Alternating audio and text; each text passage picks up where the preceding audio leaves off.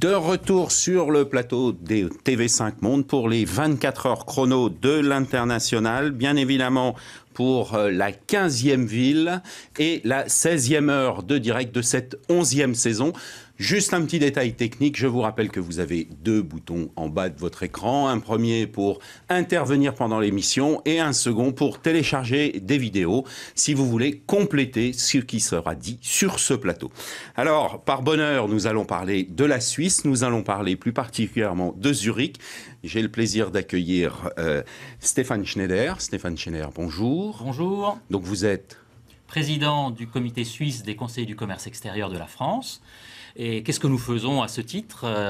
Nous accueillons et soutenons les PME françaises à l'export dans les pays dans lesquels nous sommes présents. Nous accueillons et favorisons l'entrée dans le marché du travail de jeunes étudiants. Et puis enfin, nous apportons un apport concernant la vie économique au pouvoir public français. Donc ça, à titre bénévole. Et puis la partie qui il y a quelque chose qui vous rémunère quand même. Voilà. Je suis directeur général de Bouygues Énergie et Services sur la Suisse et l'Allemagne. D'accord, une petite société, une petite start-up Bouygues qui vient de débarrer. Voilà, bien connu. Bien connu. Très bien. J'accueille aussi bien évidemment Isabelle Zuloff. Bonjour. Bonjour, enchanté. Alors, vous êtes dans un autre métier qui n'a strictement rien à voir avec notre ami Stéphane. Voilà, je suis professeur à la School of Management and Law à Zurich-Winterthur, où je suis d'un côté directrice des relations internationales et professeur dans le MBA. Et depuis combien de temps en Suisse? Plus de 35 ans. 35 ans en Suisse, à Zurich À Zurich. À Zurich. Ouais. Très bien. Votre voisin, donc, qui de temps en temps vient dans les émissions de cette grande maison des 24 heures chrono. Donc Pierre Geronimo, bonjour. Bonjour. Donc vous vous occupez de relocation. Oui, tout à fait. Je dirige le groupe GR Mobility et plus précisément sa filiale zurichoise Ellenbauer, qui existe depuis 1981 et qui accompagne les expatriés dans leur installation à Zurich pour la recherche de logement, la recherche d'école, l'emploi du conjoint qui est une problématique dont on va reparler plus tard, les formations interculturelles, les formations linguistiques, tous les services qui aident à une bonne intégration en Suisse en général et à Zurich en particulier. Et bien évidemment, sur ce plateau, nous parlons aussi d'entrepreneurs. Alors, nous avons notre entrepreneur, Pascal Schick. Pascal, bonjour. Bonjour. Donc, vous venez de créer votre entreprise à Zurich. Voilà, c'est tout récent. Après avoir travaillé 22 ans dans des grands groupes agroalimentaires, j'ai décidé de tenter l'aventure et d'entreprendre cette initiative de créer mon entreprise en promouvant les produits artisanaux agroalimentaires français en Suisse, pour commencer. Et donc, ce sont ces belles choses que nous avons là. Alors, c'est exactement ça, et merci infiniment de partager ça avec tout le monde. Effectivement, l'entreprise s'appelle Pascal's Finest Taste of France. Et le lien commun entre tous les produits que j'essaie de mettre en avant, c'est qu'ils sont fabriqués de manière artisanale et permettant une qualité produit absolument exceptionnelle. Et comme la Suisse adore la France, je pensais qu'il y avait... Il y avait quelque chose à faire. Une opportunité. Donc, vous êtes le lien entre les artisans français et la Suisse. Exactement. Merci beaucoup. Alors, pour voir un peu tout ça, nous allons aller interviewer Arthur Gott, directeur commercial de la Chambre de commerce et d'industrie franco-suisse, France-Suisse, pardon. Alors, Arthur, pouvez-vous nous faire un état des lieux de la situation économique actuelle en Suisse ? Bonjour Paris, les fondamentaux de la Suisse sont excellents avec une dette publique très faible, seulement 33% du PIB, un franc sur deux gagné à l'export avec le partenaire principal de la Suisse qui est l'Union européenne, mais également avec une croissance importante à noter des échanges avec les pays émergents, notamment la Chine. Au-delà de ces éléments, les fondamentaux sont excellents avec le deuxième PIB par habitant au monde. Une croissance qui reste relativement élevée, 1,5% sur 2016, 1,8% en prévision sur 2017, un taux de chômage structurellement très bas, 3,3% sur l'année 2016, et un taux d'inflation qui reste relativement limité. Donc voilà, les éléments conjoncturels sont favorables, les fondamentaux sont bons, surtout comparés aux autres économies européennes. Stéphane Schneider, une petite réaction à l'intervention d'Arthur Gott. Je pense que tout ce qu'il vient de dire est tout à fait juste. Je rajouterais, la Suisse dispose d'une monnaie très forte qui sert de valeur refuge aussi, qui n'est pas toujours un atout pour l'export. On le voit, ça a quand même mis sous tension un certain nombre de secteurs en Suisse. Je dirais également que la Suisse a une économie plutôt résiliente et dispose de grands champions comme Nestlé, Roche, des grands groupes qui sont très connus à l'international, et un tissu très fort, très dense de PME, PMI innovantes. Juste un chiffre, 20% du PIB suisse, un peu plus même, est créé dans l'industrie avec des PME, PMI très innovantes. Et ça fait donc une force de l'économie suisse. Et ça, c'est une vraie différence dans les pays d'Europe. Enfin, même si on confond souvent communauté européenne et Europe, mais nous habitons un même continent qui s'appelle l'Europe. C'est une vraie différence de la Suisse?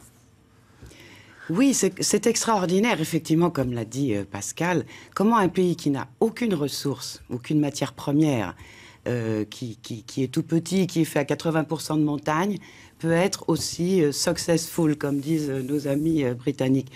Je crois que la Suisse a, par ailleurs, vous avez déjà parlé du succès des PME, je crois que la Suisse a très bien fait, justement en misant sur le domaine qui est le mien, c'est l'éducation. Ils n'avaient rien, mais je pense que ce qui fait leur succès, c'est d'une part leur morale de travail, leur morale de travail, dont nous reparlerons, je pense, et puis justement leur succès dans la façon d'organiser toute l'éducation au sens large. Pierre, c'est quelque chose que vous ressentez. Vous êtes toujours en permanence entre la France, enfin entre la Suisse et les autres pays, mais entre autres la France. Alors, effectivement, en Suisse, l'une des forces de la Suisse, tout comme l'Allemagne d'ailleurs, c'est un maillage de PME très très fortes, des PME exportatrices. Et puis, comme vous l'avez dit, des liens très étroits entre le monde de l'enseignement et le monde de l'entreprise, notamment à travers l'apprentissage, qui est une des forces vraiment de l'économie suisse, et qui fait que le chômage des jeunes est inférieur à celui du chômage au chiffre des chômages des adultes.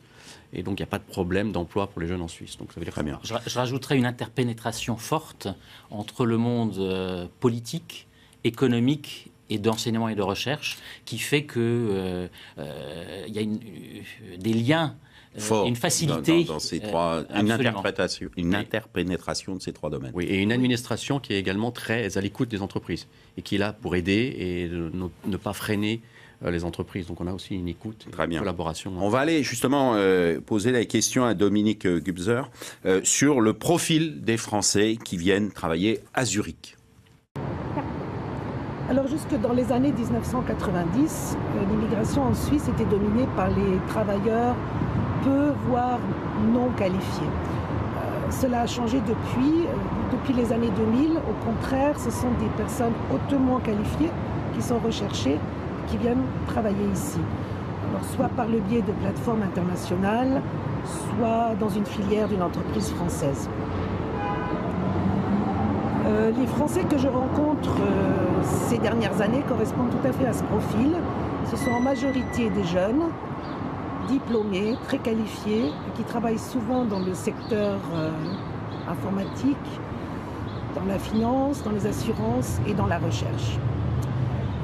À souligner toutefois qu'il n'est pas indispensable de parler allemand pour venir travailler à Zurich, car il y a de nombreuses entreprises internationales où seul l'anglais est de mise.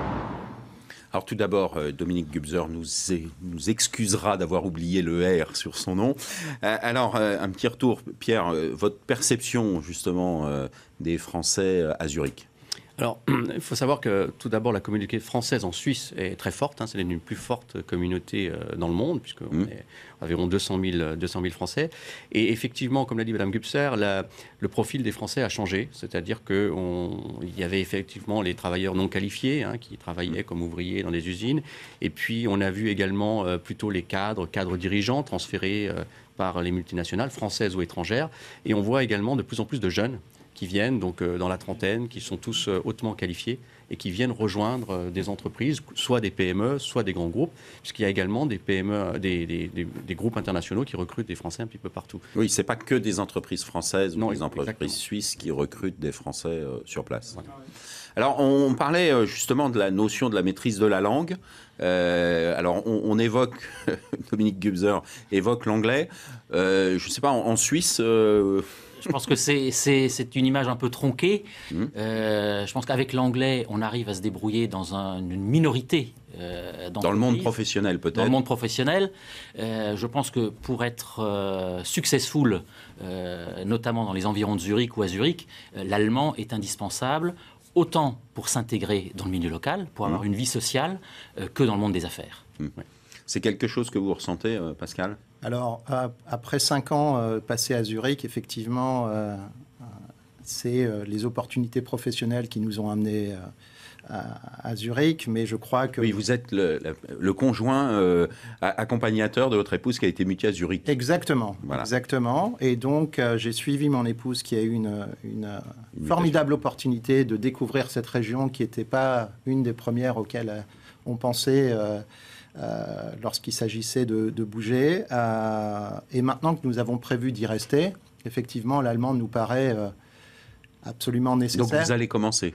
Alors, on a commencé. On a eu la chance, et grâce à cette volonté d'apprendre l'allemand, de découvrir une personne, une artiste qui fait plein de choses et qui nous apprend l'allemand sous une certaine forme, qui facilite énormément l'apprentissage. Et je pense avant tout à l'aspect social, parce que vous êtes regardé différemment, même si vous faites de nombreuses fautes, mais quand vous faites l'effort de parler, vous êtes à moitié accepté. Je pense que c'est un facteur d'intégration aussi d'avoir ces enfants, si on est une perspective d'être installé dans la durée, dans les écoles locales, puisque le niveau d'enseignement est tout à fait positif. Sans vouloir faire une contre-publicité au lycée français tout à l'heure. On reparlera du lycée français. Alors, Isabelle, vous, votre perception, alors ça fait 35 ans que vous êtes sur place. Je pense que vous maîtrisez totalement l'allemand. Comment vous voyez les choses et comment vous voyez les choses, y compris avec vos étudiants ? Alors, je ne peux que confirmer ce qu'ont dit mes collègues. Effectivement, on peut très bien se débrouiller en anglais. Tout le monde en Suisse parle très bien l'anglais. Il faut le souligner. Mais je pense que pour l'intégration, c'est absolument fondamental d'apprendre l'allemand. Et il faut aussi malheureusement souligner que le français est en perte de vitesse en Suisse. Je le sais parce que j'ai aussi longtemps enseigné le français économique à l'université. On est en perte de vitesse au niveau du français, au profit de l'anglais qui a définitivement pris le dessus. Donc je pense que pour un Français qui veut s'installer en Suisse, oui, on peut très bien se débrouiller dans le monde des affaires en anglais, mais je pense pour l'intégration et le respect. Le respect du pays d'accueil. Je crois que c'est fondamental d'apprendre l'allemand. C'est aussi générique avec un peu tous les pays, mais spécifique sur la Suisse, puisqu'on a quand même plusieurs langues. Donc ça veut dire que la Suisse est un patchwork qu'il faut accepter et il faut intégrer ce patchwork. Alors ce que je vous propose, c'est qu'on a retrouvé une fois de plus Arthur Gott sur quels conseils donneriez-vous à un Français qui souhaite développer son business sur place. Et bien évidemment, on aura des commentaires de Pascal juste derrière. Pour les conseils que je pourrais donner pour les sociétés françaises qui voudraient se lancer sur le marché suisse, il faut savoir que le marché suisse est un marché test avec des exigences de qualité très importantes. Donc pour une entreprise française qui veut se lancer en Suisse, et particulièrement en Suisse alémanique, il faut qu'elle puisse se distinguer soit par un bon rapport qualité-prix, soit par des produits innovants. Donc les sources d'opportunités sont importantes pour les sociétés françaises sur le marché suisse. Mais il faut que les sociétés soient armées pour ce marché. La Suisse n'est pas un marché exploratoire où on se dit je vais tenter un coup, on verra si ça marche ou ça marche pas. Les Suisses ont besoin de sécurité, de pérennité, et dans ce spectre-là, il faut que les entreprises considèrent la Suisse comme un vrai marché à part, un marché qui ne fait pas partie de l'Union européenne, et avec des contraintes réglementaires, normatives ou douanières qui sont importantes.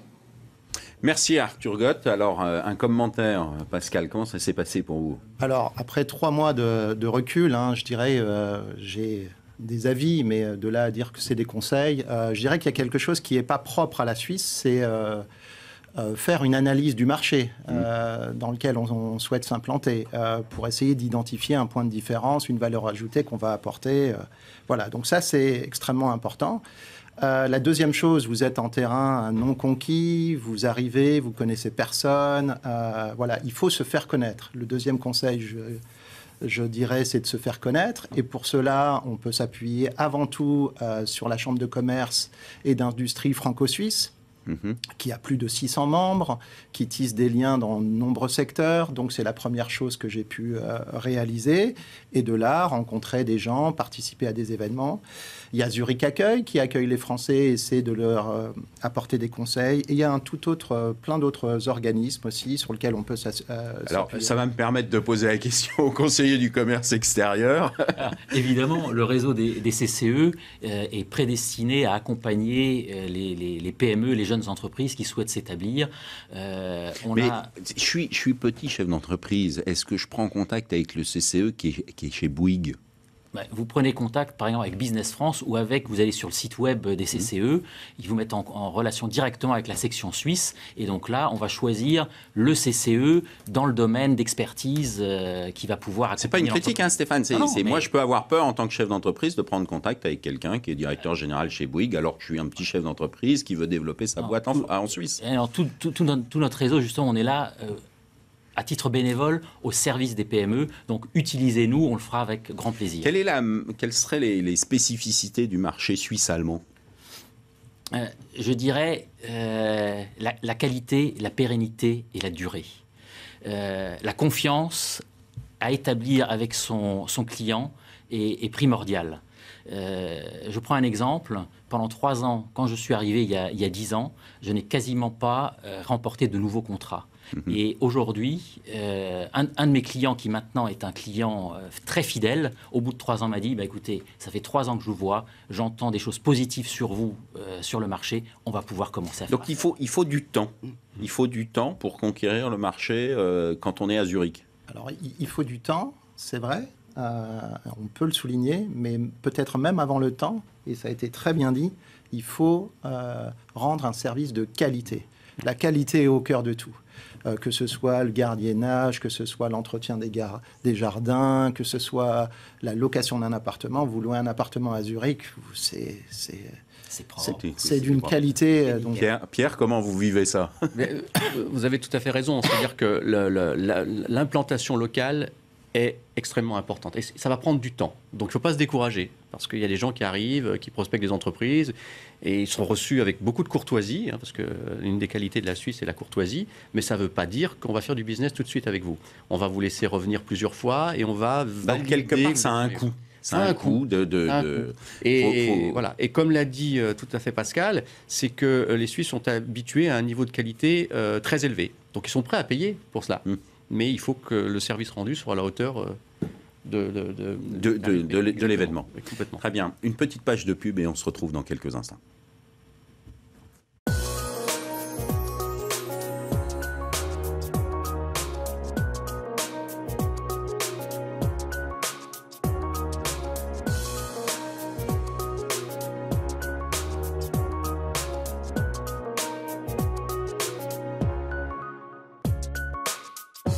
De retour sur le plateau de TV5 Monde pour les 24 heures chrono de l'international, bien évidemment pour Zurich en Suisse, mais c'est un patchwork la Suisse. Vous pouvez nous en dire un peu un mot, parce qu'on parle souvent de la Suisse, mais en fait les Suisses. Oui, effectivement, il y a d'énormes différences cantonales, linguistiques, etc. Donc 70% parlent allemand, 20% français, 10% plus ou moins l'italien. Pour revenir sur ce que nous étions en train de dire tout à l'heure, si on veut implanter son business en Suisse, je crois qu'il faut très bien connaître tous les aspects interculturels. Il faut savoir où on arrive. Et la Suisse, pays où la qualité, c'est le mot magique, je crois qu'en Suisse, l'attitude la plus importante à avoir, c'est la fiabilité. La Suisse, c'est je dis, je fais. Et je fais immédiatement. Je n'attends pas. Donc, je réponds immédiatement à un email. Quand je promets des choses, ce ne sont pas des gens qui parlent, ce sont des gens qui font. Voilà. Donc, c'est très important, quand on veut travailler en Suisse, d'avoir cela en tête. Je rebondis juste à ce que vient de dire Madame Zulauf. Ça me semble extrêmement important. Aussi la différence culturelle, si on regarde philosophiquement un petit peu, en France, Descartes nous dit « je pense, donc je suis ». En pays alémanique, Goethe, il dit « la pensée c'est bien, l'action, le résultat c'est mieux ». Donc, on est dans cette logique. On est dans cette logique. Il ne faut pas l'oublier. Et ça veut dire que c'est partout pareil en Suisse ? Oui, on le retrouve en Suisse romande comme en Suisse alémanique. Alors après, effectivement, il y a des différences entre la Suisse alémanique et la Suisse romande, ne serait-ce que la langue. Et au sein même de la Suisse romande, il y a des différences, comme il y en a au sein de la Suisse alémanique. Bâle n'est pas de Zurich. Mais on retrouve effectivement cette approche, cette recherche du consensus, cette notion d'efficacité dans les réunions professionnelles. Ça commence à l'heure, il y a un agenda, on fait ensuite une liste de choses à faire, il y a un compte-rendu et on avance. Donc, mais tout ça, est-ce qu'il faut qu'on casse ou qu'on confirme un des grands principes quand on imagine la Suisse et qu'on est en France, c'est cette fameuse lenteur suisse. Tout ça, c'est la conséquence, c'est la lenteur ou... Non, c'est un mythe, cette lenteur. C'est absolument ça y est, un mythe. Je les ai agressés, c'est bon. C'est un mythe. C'est même pas prouvé dans le nombre de mots, par exemple. Il y a eu pas mal d'articles qui sont sortis. Alors, Isabelle. Oui, je pense qu'ils sont justement à la fois efficaces, mais leur souci de la perfection est tel que parfois, je dis bien parfois, ça peut mener à une certaine lenteur dans les opérations, dans les décisions. C'est la même chose au niveau politique, puisque comme vous le savez, il n'y a pas de pouvoir en Suisse. C'est le peuple qui gouverne et qui vote tous les 3 mois et qui décide. Donc forcément, par exemple, quand il y a une décision politique à prendre, là aussi, ça va passer par toutes les instances. Donc il faut du temps. Il faut leur laisser ce temps. Et dans le business, ça peut être aussi un peu pareil à cause de ce souci de perfection. Ça passe par des choses très matérielles comme établir un dossier. Alors, établir un dossier, ça va être fait parfaitement. Donc, il faut parfois un petit peu de temps. Oui, je pense que c'est une force. Le consensus aujourd'hui, dans le monde dans lequel on vit, qui est tellement hétérogène, tellement différent, avec des interfaces, des éléments que pas un seul ne peut maîtriser, la politique du consensus ou les gènes du consensus, en fait, sont une véritable force parce qu'on agrège les compétences et on agrège les savoirs de chacun. C'est quelque chose que vous avez ressenti en créant votre entreprise ? Écoutez, je pense que déjà, je ne critiquerai jamais, quel que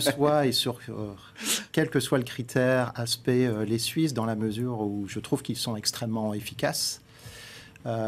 C'est une économie extrêmement saine, comme on a parlé de dette publique tout à l'heure, 1/3 du PIB.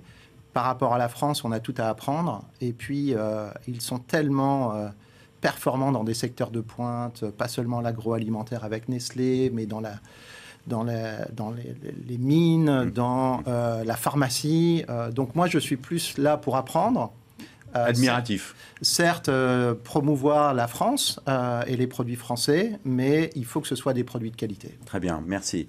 Auf Wiedersehen, Herr Schneider. Merci. Et on se retrouve dans quelques instants après la pub.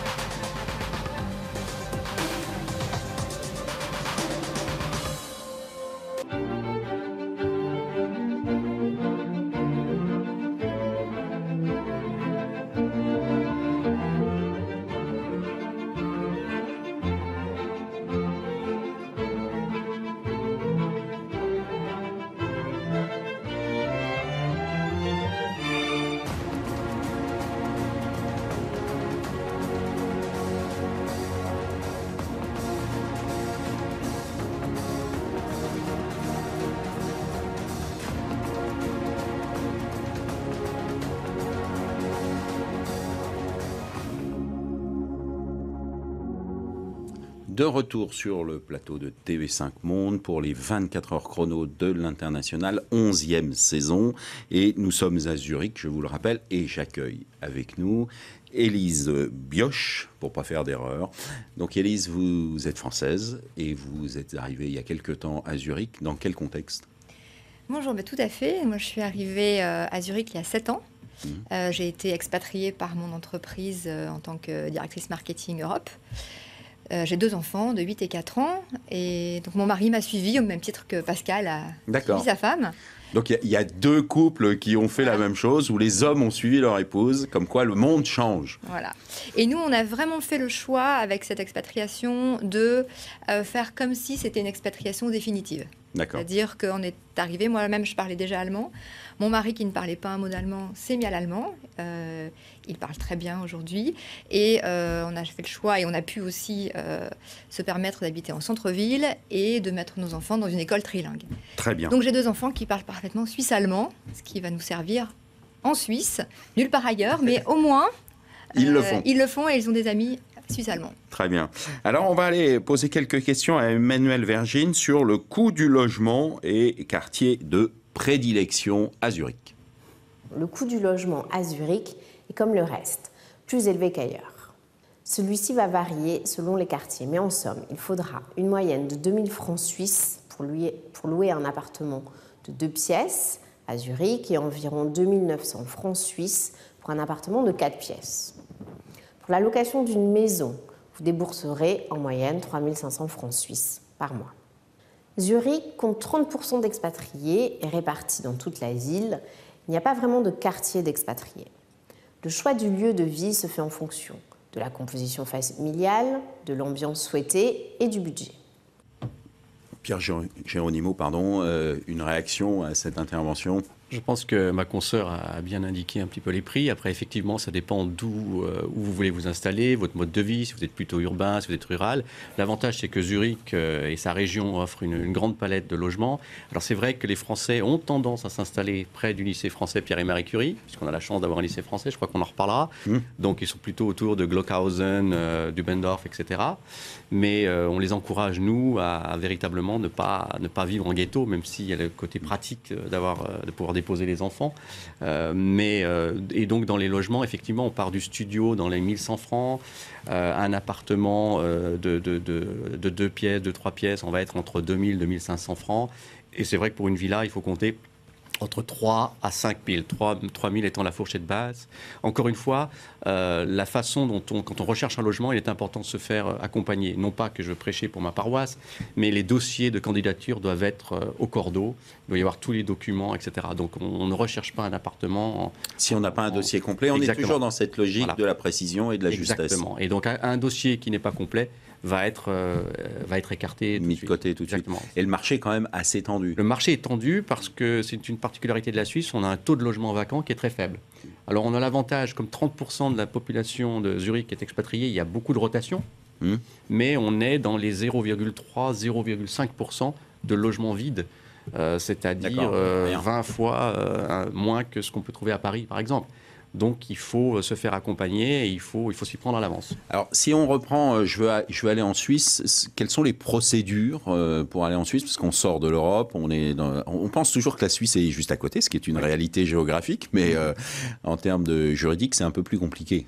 Bien, effectivement, quand vous voulez vous installer en Suisse, il faut d'abord justifier le revenu, parce qu'il va vous falloir un permis de séjour, et ce permis de séjour ne va vous être attribué que si vous avez un emploi, ou si vous pouvez justifier que vous n'êtes pas à la charge de la communauté.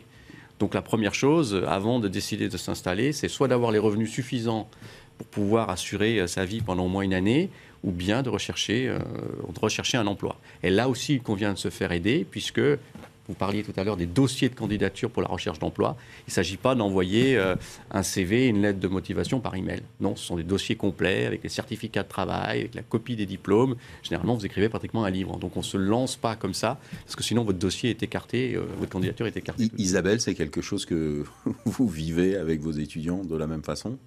Oui, tout à fait. Ce sont effectivement les procédures en Suisse, je peux confirmer. Sur les prix, je voulais quand même dire quelque chose. C'est cher, mais je pense que c'est pas très loin des prix de Paris, et on est encore loin des prix de Londres ou de Melbourne. Je voudrais quand même le préciser. Et puis, il faut le dire, tout le monde le sait, les salaires sont aussi en proportion. Voilà. Ça veut dire que quand je vais en Suisse, je suis beaucoup mieux payé? Vous serez beaucoup mieux payé, je pense, pratiquement dans tous les domaines, oui. D'accord. Vis-à-vis de vos conjoints, l'un comme l'autre, c'est quelque chose qu'ils ont ressenti? cette difficulté d'intégrer le marché suisse? Parce qu'eux, ils sont arrivés, bon, ils pouvaient justifier de tout. Oui, d'autant plus que mon mari, à l'époque, en arrivant, ne parlait pas allemand. Donc ça, c'est vrai que c'était une barrière qu'il a dépassée. Moi, je dirais que au-delà de la recherche d'emploi, c'est vrai que toute la vie quotidienne est assez compliquée pour s'installer. Trouver un logement, on a déménagé 3 fois en 7 ans. On s'y prend pas à la dernière minute, on s'y prend vraiment à l'avance. Et c'est vraiment à nous, en tant que clients, de séduire le propriétaire et de lui donner envie de choisir notre dossier.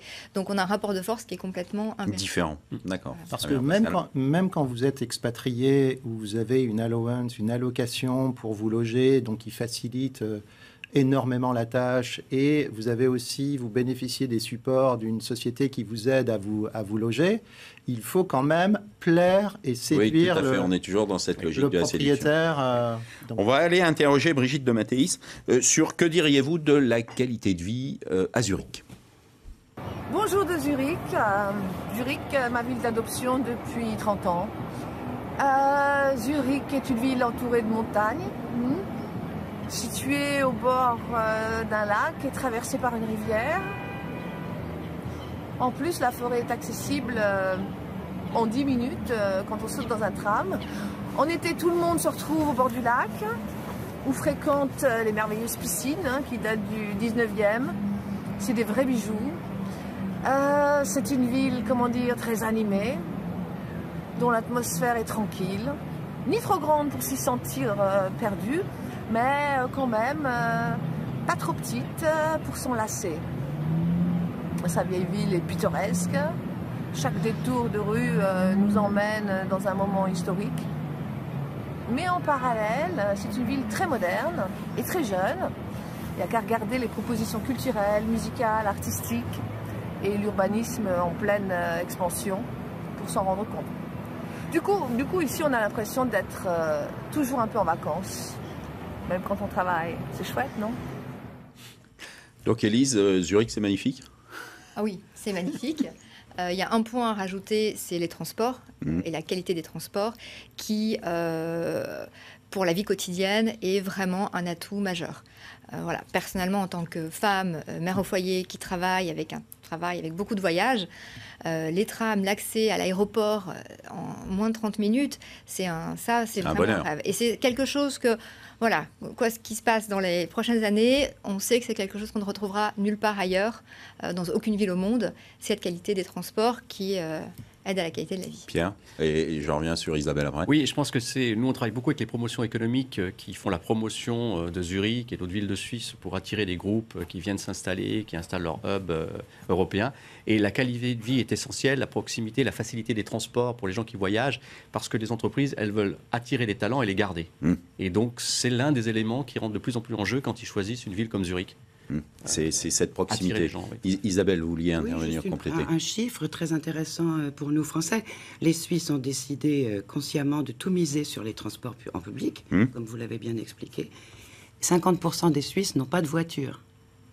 Donc vraiment, la majorité des Suisses va travailler en tram, en train, tout marche, tout le monde est à l'heure. Oui, tout fonctionne, ça marche très bien. C'est beaucoup moins de pollution parce que la moitié des gens n'ont même pas besoin de voiture. C'est très agréable. Et quand ils ont besoin d'une voiture, il y a un système qui s'appelle Car Mobility. Vous prenez votre voiture à l'heure, à la demi-journée, dans n'importe quelle partie.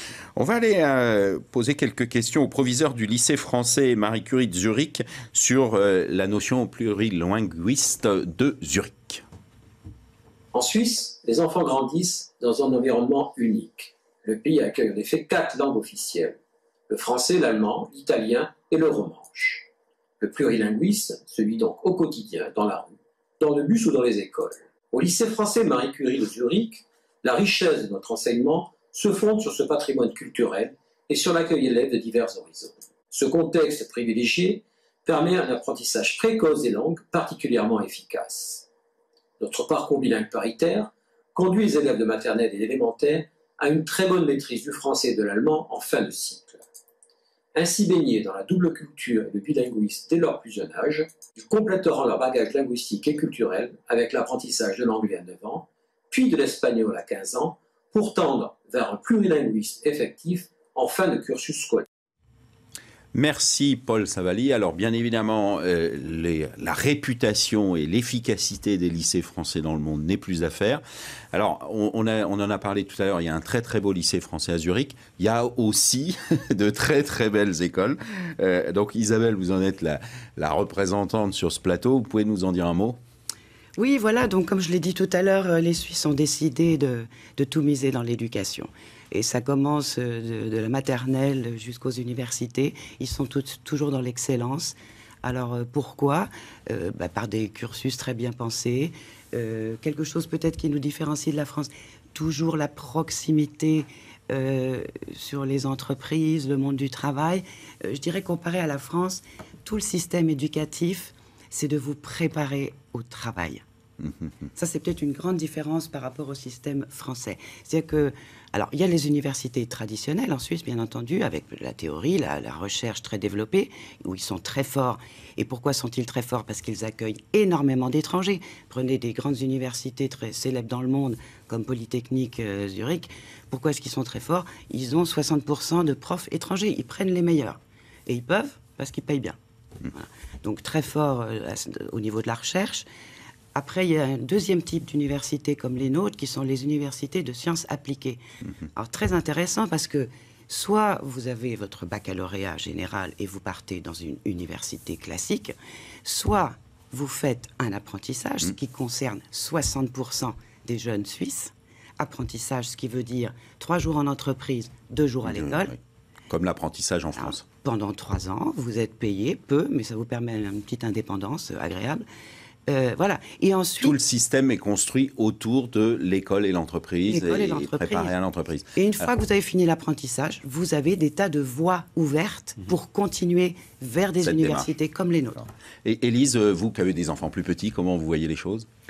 C'est pas facile quand on arrive. Moi, je suis arrivée quand ma fille avait 1 an. Donc, on n'est pas encore dans les questions d'école, mais plutôt de garde d'enfants. Et là, c'est un peu compliqué. Et quelque part, le choix qu'on fait à ce moment-là est assez déterminant pour la suite. On a fait le choix de la mettre dans un environnement suisse. Et donc, ça a conditionné la suite. Ça ne veut pas dire qu'à un moment, il y aura des changements. Mais voilà. Et aujourd'hui, on est content de ce choix, notamment pour le plurilinguisme. Voilà. D'accord. Qu'est-ce que vous conseillez aux gens que vous accompagnez ? Alors nous, on les encourage effectivement, on leur propose tout, ça dépend du cursus des enfants, c'est-à-dire soit on les oriente, les parents sont là pour 2-3 ans, ils doivent rester dans le même cursus. Donc, si le lycée français reste la meilleure solution parce qu'on passe dans un autre pays. Ou l'école internationale de Zurich, etc. Mais quand ils sont là pour plus longtemps, on les encourage vraiment d'aller vers le système local parce que c'est beaucoup mieux pour s'intégrer. Mesdames, Messieurs, nous sommes arrivés au terme de cette émission. Je vous remercie. Et puis, pour notre part, pour les 24 heures chrono, nous nous retrouvons dans quelques instants pour Bucarest et la Roumanie.